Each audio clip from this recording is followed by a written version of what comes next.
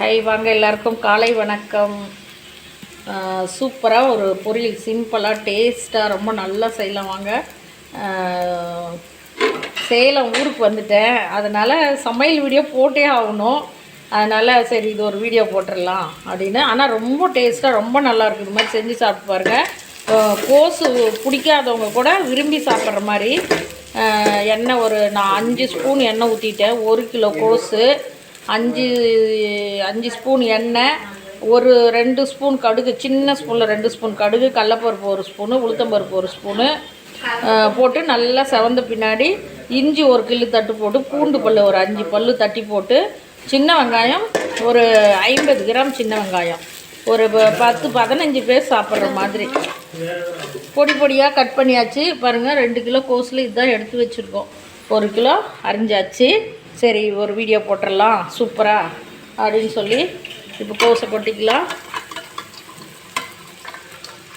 கொஞ்சம் வீடியோ டிம்மாக தான் இருக்கும். வீடியோ ஸ்டாண்டை விட்டுட்டு வந்துட்டேன். அதனால் எங்கள் பாட்டி வீட்டுக்கு வந்திருக்குறோம். அம்மா வீட்டுக்கு வந்திருக்கோம். அதனால் அவசரத்தில் வீடியோ ஸ்டாண்டை விட்டுட்டு வந்துட்டேன். இதை இப்போ நல்லா கிளறிக்கணும்.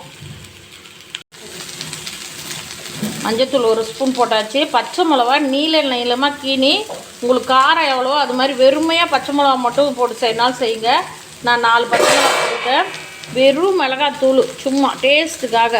ஏன்னா எல்லாம் குட்டீஸ்ங்கெல்லாம் நிறையா இருக்காங்க சாப்பிட்றதுக்கு. ஒரு 1/2 ஸ்பூனு 1/4 ஸ்பூனு வெறும் மிளகாத்தூள் போட்டுட்டேன். 1 கிலோ கோஸு, தேங்காய் ஒரு முடி திருவிட்டு இருக்காங்க. இது அப்படியே அந்த எண்ணெயிலே வதக்கணும். நம்ம இப்போதைக்கு தண்ணியே ஊற்றக்கூடாது. எண்ணெயிலே நல்லா ஸ்டவ் ஸ்லோ பண்ணிவிட்டு எண்ணெயிலே நல்லா வதங்கணும். வதங்கிட்டு முடிஞ்ச அளவுக்கு எண்ணெயிலே வெந்துடும். அப்படி வேகாத பட்சம் லாஸ்ட்டாக கொஞ்சம் உப்பு போட்டு தண்ணி தெளித்து நல்லா பரட்டி இது வேகணும். 3/4 வாசி வெந்த பின்னாடி தான் நீங்கள் சால்ட்டு போடணும். கல் உப்பு போட்டாலும் சரி, ஆனால் தூள் உப்பு போடுங்க. கல் உப்பு சீக்கிரம் கரையாது நம்ம தண்ணி ஊற்றாதனால. தூள் உப்பு 3/4 வாசி நல்லா எண்ணெயில் வெந்த பின்னாடி தூள் உப்பு போட்டு நல்லா கிளறிட்டே இருக்கணும். நல்லா வெந்துச்ச பாருங்கள். அப்படி வேகலைன்னா கொஞ்சம் லைட்டாக ஒரு 1/4 ஸ்பூனு, ஒரு 2 ஸ்பூனு தண்ணி தெளிங்க. 1/4 டம்ளர் தண்ணி, காஃபி டம்ளரில் 1/4 டம்ளர் தண்ணி தெளிங்க. நான் தண்ணி தெளிக்காது தான் செய்வேன். அதே மாதிரி செய்கிறேன். இப்போது சூப்பராக இந்த சேனல் பார்க்குறவங்க ஈஸ்வரி விலாக் என் சேனலுக்குள்ளே போகிறதுக்குன்னு புதுசாக பார்க்குறவங்களாம் சப்ஸ்கிரைப் பண்ணிக்கோங்க. பெல் பட்டன் டச் பண்ணிக்கோங்க. பெல் பட்டன் டச் பண்ணிங்கன்னா தான் என் வீடியோலாம் உங்களுக்கு உடனுக்குடன் வரும், பார்க்கலாம். எல்லோரும் நிறையா பார்க்குறீங்க, எல்லாருக்கும் நன்றி. சால்ட்டு 2 ஸ்பூன் போடுங்க. சின்ன ஸ்பூனில் 2 ஸ்பூன், பத்தலைனா கூட போட்டுக்கலாம். எல்லா வீடியோவிலும் சொல்லுவேன். கம்மியாக போட்டால் கூட பத்தலைனா போட்டுக்கலாம். 2 ஸ்பூன் சின்ன ஸ்பூனில் போட்டிருக்கேன். 1 கிலோவுக்கு 2 ஸ்பூன் கரெக்டாக இருக்கும். தேங்காய் ஒரு முடி திருவிட்டு இருக்காங்க. திருவி தான் போடணும், தட்டி உடச்செல்லாம் போடக்கூடாது. அப்படி இல்லைன்னா நீங்கள் திருவ வசதி பத்தலைன்னா கீனி மிக்ஸி ஜாரில் 2 ரோல் அப்படி சுற்றி போட்டிங்கன்னா செம்ம சூப்பராக இருக்கும். நல்லா பாருங்கள் எண்ணெயிலே வதக்குது. நான் தண்ணியே ஊற்ற மாட்டேன், தண்ணியை ஊற்றலை.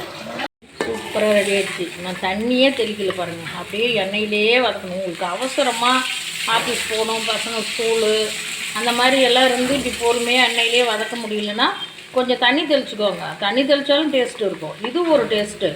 அது தண்ணி தெளித்து செய்கிறது அது ஒரு டேஸ்ட்டு. இப்படியே செய்யணும்னு இல்லை, அந்த மாதிரியும் செய்யலாம். நல்லா வதக்கிட்டு நல்லா வதக்கணும். வதக்கி எல்லாம் போட்டுட்டு கடைசியாக ஒரு 1/2 டம்ளர், 1 கிலோவுக்கு 1/2 டம்ளர் தண்ணி தெளித்து அப்படியே நல்லா கிளறி உப்பு போட்டு மூடி வச்சிட்டிங்கன்னா சூப்பராக வெந்துடும். நான் தண்ணி தெளிக்காத எண்ணெயிலே பரட்டிக்கிட்டேன்.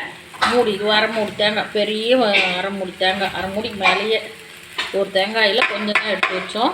இந்த தேங்காய் போட்டால் அவ்வளோ டேஸ்ட்டாக இருக்கும். ரொம்ப இந்த கோஸ் பொரியலுக்கு மட்டும் செம்ம டேஸ்ட்டாக இருக்கும். இது நல்லா கிளறி விட்டுருணும். சூப்பராக கோஸ் பொரியல் ரெடி. வாங்க செம்மையாக ரெடியாக ஸ்டவ் ஆஃப் பண்ணிடலாம். இதே மாதிரி நீங்களும் செஞ்சு சாப்பிட்டு பாருங்கள். சாதத்தில் பஞ்சு சாப்பிட்லாம், ரசத்துக்கு தொட்டுக்கலாம், சாம்பாருக்கு தொட்டுக்கலாம், சாதம் எல்லா சாதத்துக்கும் தொட்டுக்கலாம். செம்மையாக இருக்குது பாருங்கள். சூப்பராக பொரியல் ரெடி ஆகிடுச்சு. வாங்க சாப்பிட்லாம். மதியம் லஞ்சு செம்மையாக சாப்பிட்லாம். வாங்க பொரியல் ரெடி ஆகிடுச்சு. நல்லா ஒரு மூடி தேங்காய் போட்டு நல்லா கிளறிருக்கோம். இதே போட்டு அப்படியே வெறுமையாக சாதம் சாப்பிட்லாம், தயிர் போட்டுக்கலாம். எல்லாத்துக்கும் இந்த பொரியல் மேட்ச் ஆகும். நீங்களும் இதே மாதிரி செஞ்சு சாப்பிடுங்க. கோஸ் அவ்வளோ நல்லது உடம்புக்கு.